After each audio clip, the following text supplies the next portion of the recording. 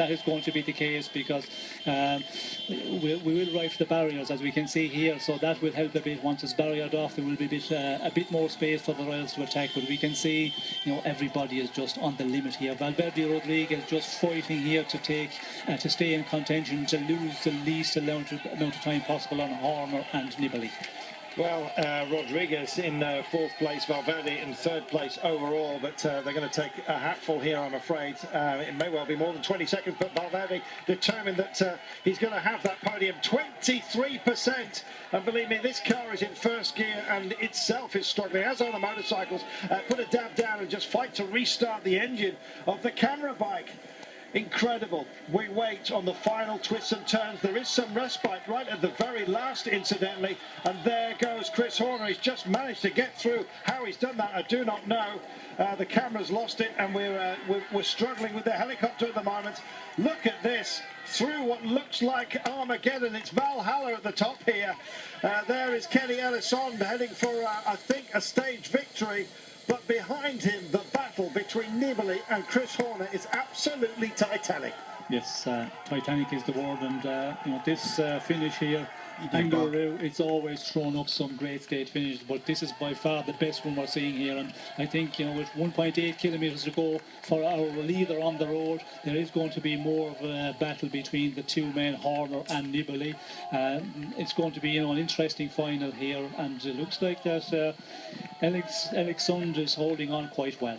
He's doing a great job. In fact, he's going to have a little bit of respite in just a moment's time. With about 600 metres to go, it actually goes downhill, can you believe it? How happy will that be? The crowd getting involved and giving him an extra push. I don't think he's going to complain. You do see some riders actually issuing threats and oaths when that goes on, because it just disturbs the rhythm and the concentration. But to be honest, it is desperate times at the moment. That is Joaquim Rodriguez. Alejandro Valverde looked the strongest of the pair, and I think he's gone off up the road just ahead. But we're stuck with this camera that can't get by the commissaires. And we've lost sight, incidentally, of Nibali and Horner, because that motorcycle stalled on the 23% and couldn't get restarted. This motorcycle is going to try and speed on and pick them out. That is Serge Pauwels, who was part of the breakaway. Brave effort by him, the Omega man. And away the camera bike goes yet again. Goodness me, it's taken such a toll even on the machinery, the mechanics, I should say. And there is Alejandro Valverde on his lonesome right now, but it's about Nibali and it's about Horner, and we're going to have to race on and try and find them as the motorcycle tries its best to pick its way through the crowd here. Oh, and at long last we get back to the men that we need to know about, and Horner is locked absolutely with Vincenzo Nibali. Yes, two men still, you know, working the way up the climb here, but they just go through the 2 kilometres to go. 1:17 the advantage to the leader on the road as they pick up some other riders. We can see a rider out in front here. Valverde battling quite well, just keep on working at it, and he's what, 20-25 metres behind these two men we can see at the moment. Well, as they go by, the security man on the motorcycle, I think it's actually the cameraman actually, is issuing all kinds of threats to those on the road. They've kind of had their fun, and we're having ours at the moment, looking at Horner and Nibali. As soon as they head for that little downhill section, they'll start to really race each other as well. I've been amazed at what reserves Nibali has had, and as we pick up yet more riders, one of the Team NetApp men who were in the break there, Barta and Mendes incidentally up there. It's been a good day for them yet again. Nibali and Horner have 9 seconds only on Valverde, who's found a bit more of a drive, and Kaya Roral being picked out here, and unfortunately the security bike just taking out almost the camera, and has Nibali been taken out here as well? No, I don't think there was any contact with anybody. It's just gone pop. Yes, I think he's just getting into difficulty. Horner just started to put on the pressure right there, and Nibali just not able to follow the pace, being made a little bit too strong for him by Horner. and I think Nibali is paid for all his efforts here. I think he has. Horner's gone off and decided just to leave everybody else to play, including Vincenzo Nibali. This is Chris Horner reaching out for this crown.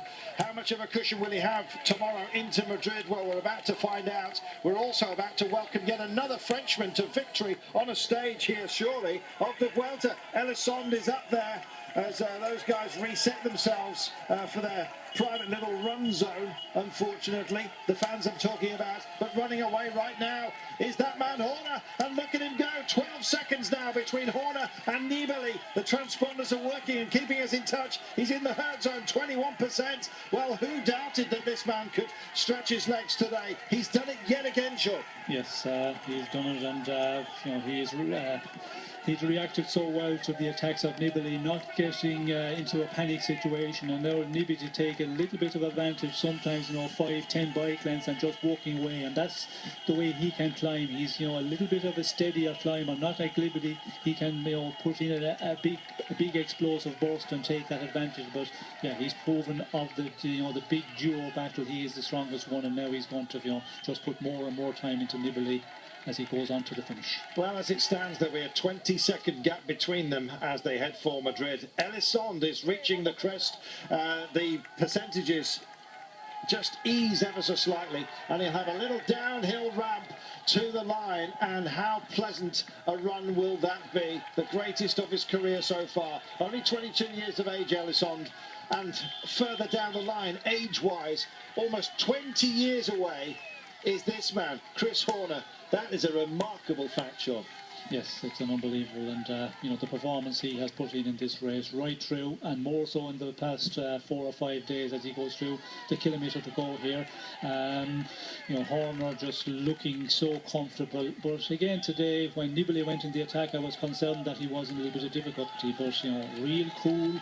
Did not react immediately, allowed Nibali just to hang out there for time, and now we know the answer. He wasn't in difficulty, he was just, you know, playing safe and not reacting too quickly, and he is, you know, the strongest man once again on these very, very difficult climbs. 1 minute now between Elisond and Horner. There's your gap, and the line is approaching for Elisond. Here he is, he's into the last few metres. The hoardings will save him from the hordes. Oh, goodness me, what a day, and what a Vuelta it has been for France. Let's not forget that. Bargoye, a great revelation, many talking about him as the next Bernardino. That's for another day. This day, though, well, what a remarkable. The two major players, 20 years separating them, phenomenal. And Elisond reaches that peak and now realises exactly what he's done. He tips the glasses up. He doesn't mind the moisture in the eyes. There'll be a bit of that as well, I can tell you. And back at in the homeland of Chris Horner, he pushes on, and it's yet more punishment for Nibali. The gap's actually expanding as we speak. Remarkable. We're just about to hit 4 hours, and you can virtually, I think visibility's down to around 35 metres as we speak. Maybe even less than that. Has anyone got a drink for me, he says? I think he's calling for champagne. Well, this man will buy it in buckets, believe me. And maybe even buy this man a drink as a treat. Who knows? The two great battlers today. And this, Sean, is that pleasant little almost country run for home. I think I could keep up on this. Well, yes, this is the easier part. The only easier part is in this climb of over 12 kilometres, and we can see Elisond, he's just, you know, he cannot believe it that he's going to take the stage victory as he goes through 150 metres to the finish line. Shakes his head, 100 metres, 75. He speeds to the biggest win of his career. Oh! Fabulous. And now the clock counts back.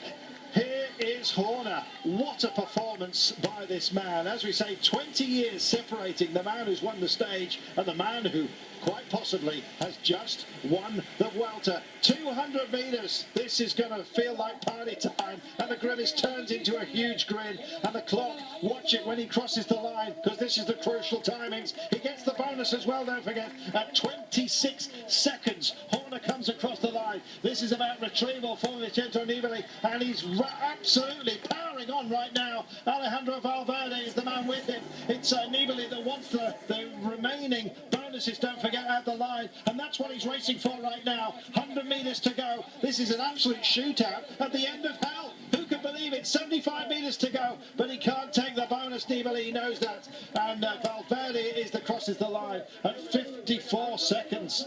Oh my goodness. And there is Chris Horner. Has he just done it for the old guard? Yes, well, he has. We can see Nibali coming in there with Valverde, 54 down. You know, it's over at this point because we know tomorrow's stage. It's, you know, just the final run into Madrid. And Nibali, he just, you know, he did everything, tried everything, but Horner was the strongest one at the end in the final number of kilometres. We believe we're looking at the winner of this Vuelta. What a race. What a guy. Okay, give me a, let's go.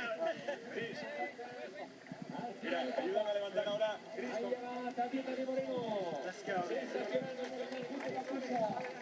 Joaquin Rodriguez crosses the line, 1:48 down, 1:46, I beg your pardon. Serge Powell comes across the line as well.